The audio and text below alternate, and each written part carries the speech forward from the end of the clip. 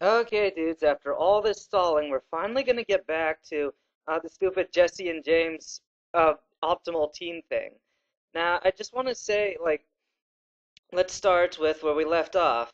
Alright, so James gets his he gets his Weezing, and, he gave it away because, and at the same time, Jessie gave her Arbok away because there were these coughings and these Ekinses for those who remember the episode, and they had for some reason only Jesse and James's Weezing and Arbok could cover for them. But if they hadn't given those up, they could have been really good. Like they could have actually gotten somewhere if they just kept their Pokemon, just like stupid Ash. But they didn't. But anyway, so the Pokemon team that they could have had. Let's talk about this for a second. I'm going to use Suicune. Um, Simply put, that one move with James's Weezing, explosion. That's all it needs to know. Maybe a couple of good poison type moves or anything, but just explosion. Teach it explosion, and you blow up your enemy Pokemon. I mean, it's an almost guarantee that they're going to go down. It's not like they're any good. Hang on, the stupid microphone. Okay, so uh, Weezing uses explosion, and that immediately dominates every enemy Pokemon on the field. Now it'll also get his side of the field, Jesse's Pokemon, unless Jesse's Arbok knows Protect. So let's say Jesse's Arbok knows Protect, and it knows Glare. Now Glare is a move that it paralyzes the opponent. So let's see. So Jesse's Arbok, while it may not be good for actually doing a lot of damage, it can at least mess with the enemy's stats and kind of um, darn, I hate when Pikachu uses double team on me. Come on, horn attack it. Wreck its face. Using a berry. Darn it. See, I got paralyzed now. Jesse's Arbok would be good if it did paralyzing. And and of course, intimidate. I mean, Arbok has the intimidate ability. So, you know, with intimidate and with lowering the enemy's attack and their speed, because that's what paralysis does, it also lowers the enemy's speed as a side effect. Jessie could really mess up the enemy's Pokemon with her Arbok, even if she's not, you know, doing a whole lot of damage. And she could if she like taught it, say like not Sludge Bomb, but some other kind of poison type move that does physical damage. Pikachu's and their little berries. There we go. Mess it up. So there you have it. Jesse's got like this Arbok that messes with the enemy's stats, and James has this Weezing that just flat out explodes the enemy Pokemon. So what more do you really even need? Well, we'll move on to that right now. The Pokemon that's been around them the longest is Jesse's Wobbuffet. So if Jesse just held on to that, I mean, Pikachu uses Thunderbolt on Team Rocket. All Jesse has to do is say, well, Wobbuffet use Mirror Coat. And so it uses Mirror Coat, and immediately the enemy should get decimated. That's how it should work. But for some reason, they didn't do that. I mean, the plot requires it, but just think. Jesse and James could have done so much better if they just done well with their Pokemon and kept the good ones. Like the ones that they put so much effort and training into, the ones that have been through them with through so many battles, those are the ones they need to rely upon. Anyway, so we got Arbok, Weezing, and Wobbuffet. Now James's Victreebel. That's the next one on the list. Victreebel, I think as its special move, special ability, I think it has Chlorophyll, which is it allows, if there's a sunny condition out, then Chlorophyll permits your Pokemon to, let's see, what does it do?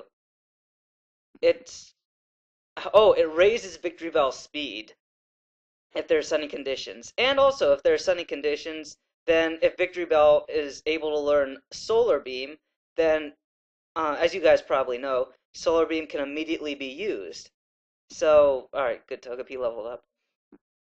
So if you got a sunny day condition, then you're pretty much set. Okay, run. Now, who's going to provide that sunny day condition? Well, the next one that I think would be good would be James's past friend Growly. You know, the little Growlithe he had when he was a rich little kid? He should stick to Growly. And if he did, then he could eventually make it an Arcanine. And for those of you who've gone on Cerebi.net and you've seen Arcanine stats, those are freaking amazing, aren't they? He's like one of the Pokemon with the highest total stat ratings in the whole game. I mean, he's like a couple steps below the legendaries and like the Dragon Knights of their region. Like, you'll have Dragonites above him, you'll have Salamence above him, but Arcanine is way up there, dude, and it's surprising, really. I mean, you don't have to put in a lot of effort. All you have to do is evolve Growlithe, but that's all it takes. So, anyway, this darn microphone keeps turning around. Okay, look at that guy. He's all indignant. He's like, if you come here to gawk, I suggest you leave, or whatever. So, so those are five Pokemon now that they could have had, and then finally, and most of these are James's Pokemon, by the way, that I'm talking about. The sixth Pokemon, we've got Arbok, Weezing, um, Victreebel, Wobbuffet, and James's Arcanine, Growly. All that's left is James's Gyarados. You remember that episode when they were on the SS and James got that the Magikarp and the Golden Pokeball, and he was assured that it was such a good deal, and then he found out it was worthless. He was like, "You worthless Pokemon," and he kicked it overboard. And it turned out that it became a Gyarados because it was so mad at him. All he had to do was recall it into the Pokeball.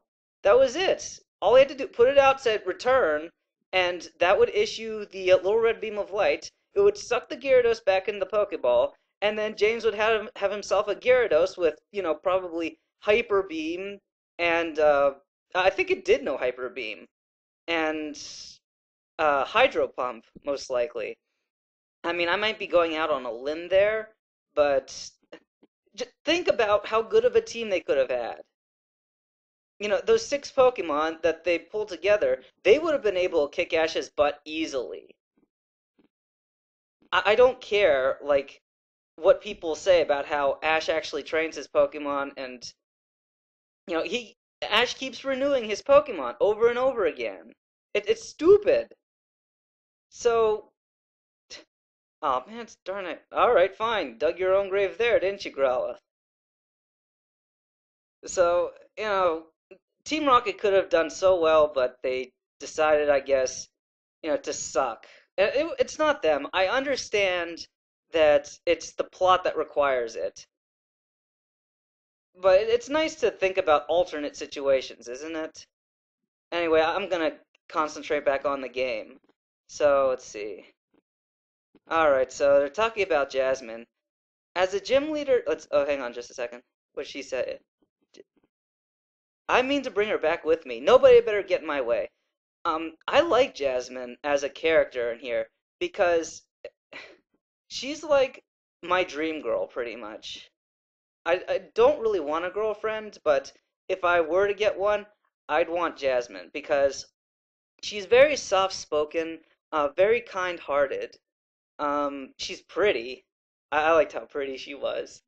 And she's got this really strong inner strength. Like, she'll seem all kind of helpless on the outside, but then you see like this gigantic Steelix bursting out of a Pokeball coming right at you. So, this is the perfect kind of girl to have, I think. Like soft-spoken, kind, caring, concerned, but also, a strong personality. That's the sort of thing that works in marriages. And of course, dedication. I mean, she shows dedication to her Pokemon. I respect that. So, anyway, running a little low on time here. I think we'll be able to. Well, actually, no, I don't think we'll be able to see Jasmine this time. But when we come back in the next recording, like, oh, shoot, what'd I do that for? Stupid Wade is always calling me! Alright, guys, from now on, just don't have people call. Or whatever. Alright, so I'll see you in the next episode. Thanks for listening.